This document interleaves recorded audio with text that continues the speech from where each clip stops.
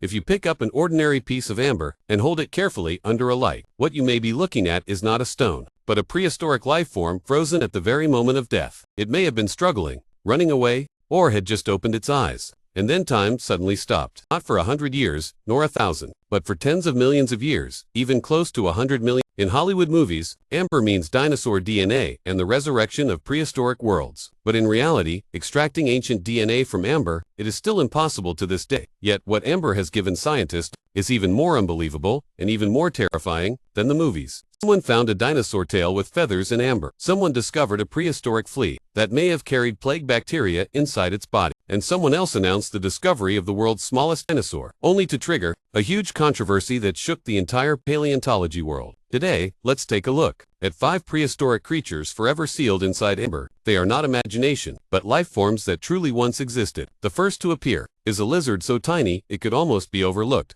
In a piece of amber found in Russia, scientists discovered a prehistoric gecko that lived 54 to 34 million years ago. Its existence predates the appearance of humans. By tens of millions of years, only the front half of its body was preserved, but the entire head remained intact, and most of the forelimbs were also there, with only the fingertips missing, a bit of luck in the midst of misfortune. This gecko was only 15 millimeters long when it was sealed in amber. What does that mean? It was smaller than your thumbnail. Absurdly tiny, but that also makes sense. If it had been any bigger, it could have escaped the sticky tree resin, and would never have been preserved. Scientists still are not certain whether it was already an adult when it got trapped, but they can confirm that it is a completely new species, named the Baltic amber gecko. And the most amazing thing is not just the discovery of a new species, but the preservation power of amber. Extremely fine details of its anatomy are clearly visible, as if this little gecko had only been sealed in yesterday. Its whole body is covered in tiny scales, and the pattern on every single one is crystal clear. Like most modern geckos, it had no movable eyelids, and its fingers were highly asymmetrical, and second digits were noticeably smaller. Most importantly, it already had an adhesive system like that of modern geckos, broad toe pads, and layered structures at the tips, allowing it to cling to vertical surfaces. This shows that the amber gecko was arboreal. It normally relied on its adhesive toes to climb and leap among tree branches, and precisely because of that, it accidentally fell into resin and was preserved forever. Even more importantly, this discovery proves a key conclusion. The climbing ability of geckos had already evolved at least 54 million years ago, much earlier than we previously thought.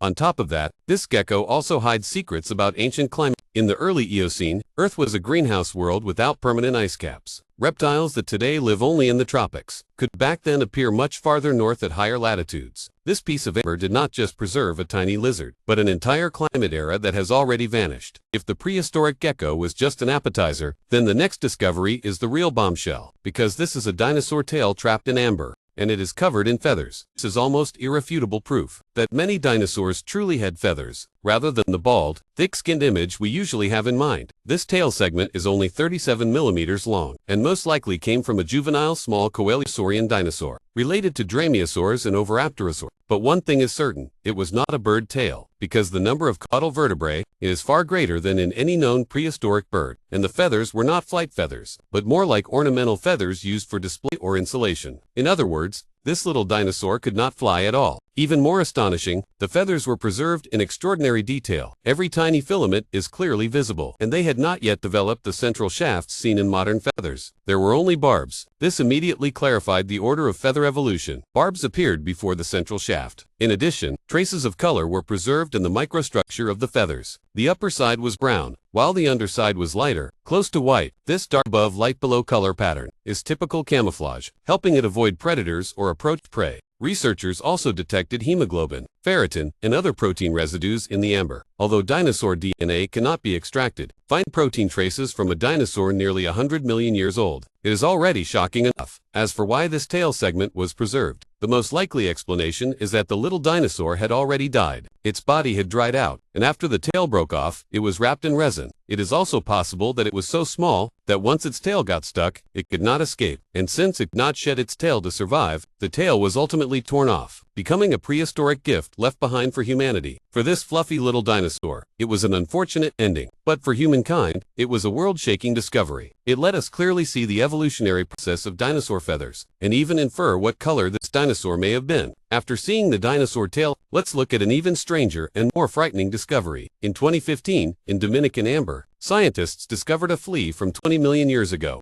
Flea fossils themselves are extremely rare, but what truly sends chills down the spine is that in the region of its rectum, scientists found clusters of bacteria. The form and position of these bacteria highly similar to Yersinia pestis, the plague bacterium spread by modern fleas. This discovery feels like something straight out of a Jurassic Park sequel script. Instead of trying so hard to extract dinosaur DNA from amber insects, what if someone accidentally extracted plague bacteria instead? This is not pure fiction, but something that truly happened. Even more crucially, at the end of the flea's mouth, there was also a droplet of regurgitated fluid, containing more of the same kind of bacteria. This suggests that its mode of transmission may have been exactly the same as that of modern plague fleas. The significance of this discovery is enormous. Modern genetic studies show that plague strains capable of infecting humans evolved only around 20,000 to 10,000 years ago. If the bacteria in the amber truly belonged to the plague family, then this would represent an ancient strain that has already gone extinct, one that parasitized rodents long before humans ever appeared. And in Dominican amber, prehistoric rodent hair has indeed been found, very likely the host of this flea and its bacteria. In other words, 20 million years ago, plague-like bacteria may already have been spreading back and forth between rodents and fleas. However,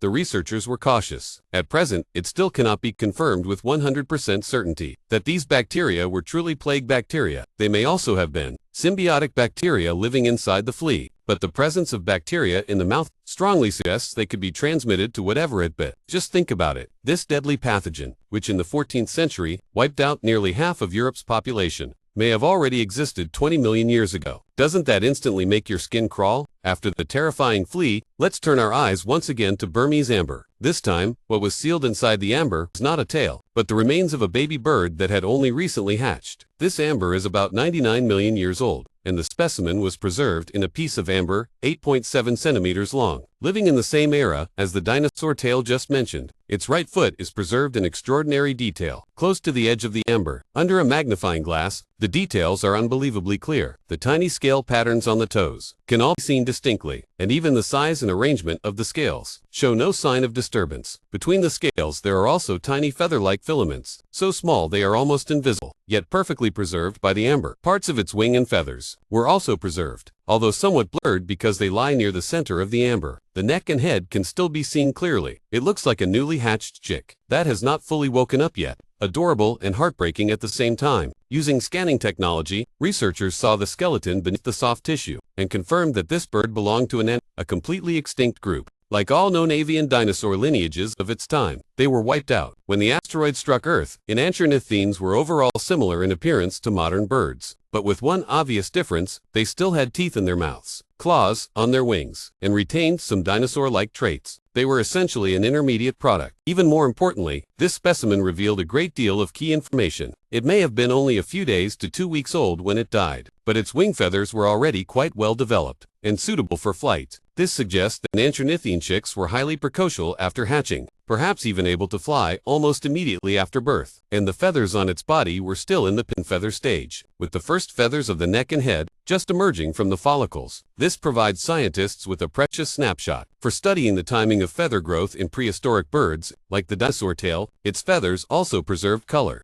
Dark brown, light brown, gray, and white were mixed together, a typical camouflage pattern for chicks. As for the cause of death, it was most likely that its body became stuck in resin, and the parts left exposed were gnawed on or torn off by other animals. Later, more resin flowed over it, completely wrapping the remaining body and freezing it into eternity. Its existence allows us to glimpse the early life and appearance of birds from nearly 100 million years ago, and also makes us even more certain that birds truly are dinosaurs. The last item is the most controversial on the entire list. In 2020, scientists announced that in 99-million-year-old Burmese amber, they had discovered a dinosaur skull the size of a hummingbird's. Named Oculodenivis, based on its anatomical features, it was a very primitive bird, even more ancient than the enantiornithine bird we just discussed. Its skull was only 1.73 centimeters long. What does that mean? It was about the same size. The bee hummingbird, even a little smaller than your fingernail. As soon as the news came out, it instantly shocked the entire paleontological world, because it was declared the smallest known dinosaur of the mess. But after the paper was published, skepticism immediately poured in. Other scientists found that many anatomical features of this miniature dinosaur were highly similar to those of lizards, and argued that the researchers, for a bird, this discovery also sparked an ethical controversy over Burmese amber, the dinosaur tail we mentioned earlier, the baby bird, and this Oculodenivis specimen all came from mines in Kachin State in northern Myanmar. These amblers have extremely high scientific value, but many paleontologists worry that buying and studying them may help fund local conflict. On top of that, conditions in the mines are extremely dangerous, and there have also been reports of widespread child labor. The Society of Vertebrate Paleontology issued a statement discouraging scholars from purchasing or studying Burmese amber obtained after June 2017. After Myanmar's military coup in 2021, it further recommended a temporary ban on publishing research on amber acquired after January 2021. This has become an important debate. Returning to the fossil itself, the Oculodenivis specimen was acquired before 2017, so it was not involved in the later ethical controversy, but the dispute over its true identity eventually led to the original paper being retracted by the journal. The facts proved the researchers were wrong. In 2021, another team published a second, more complete specimen, which finally confirmed that Oculodenivis was not a bird at all, but a lizard. This more complete specimen preserved the neck, part of the body, and more soft tissue. Although its skull proportions truly did resemble a bird's, the detailed features clearly pointed to a lizard. Even so, it was still a very strange lizard, one whose skull had evolved a bird-like appearance. Scientists speculate that it was most likely arboreal. Its large eyes and long snout would have been well suited for spotting and quickly catching small insects. Although this turned out to be a mistaken identification, it remains an interesting discovery, and it also reminds us of